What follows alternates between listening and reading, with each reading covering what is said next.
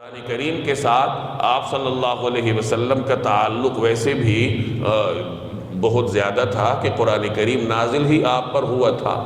اور رمضان میں یہ تعلق بڑھ جایا کرتا تھا۔ قرآن کریم کے ساتھ آپ کے تعلق کا یہ عالم تھا کہ ایک مرتبہ حضرت ابن مسعود رضی اللہ تعالی عنہ کو آپ نے بلایا اور ان سے ارشاد فرمایا کہ مجھے قرآن کریم سناؤ۔ تو حضرت ابن مسعود نے عرض کیا اقرأ علیک وعلیک انزل، کہ میں آپ کو قرآن کریم سناؤں جبکہ قرآن کریم تو نازل ہی آپ پر ہوا،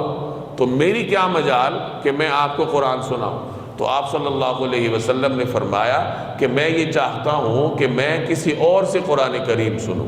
تو حضرت ابن مسعود فرماتے ہیں کہ میں نے سورہ نساء کی تلاوت شروع کی، اور جب میں اس آیت پر پہنچا فَكَيْفَ إِذَا جِئْنَا مِن كُلِّ أُمَّةٍ بِشَهِيدٍ وَجِئْنَا بِكَ عَلَى هَؤُلَاءِ شَهِيدًا، تو جب یہ آیت میں نے پڑھی تو رسول اللہ صلی اللہ علیہ وسلم نے مجھ سے فرمایا کہ بس کافی ہے، اور جب میں نے آپ کی طرف نظر اٹھا کے دیکھا تو رسول اللہ صلی اللہ علیہ وسلم کی مبارک آنکھوں سے آنسوؤں کی لڑیاں بہہ رہی تھیں۔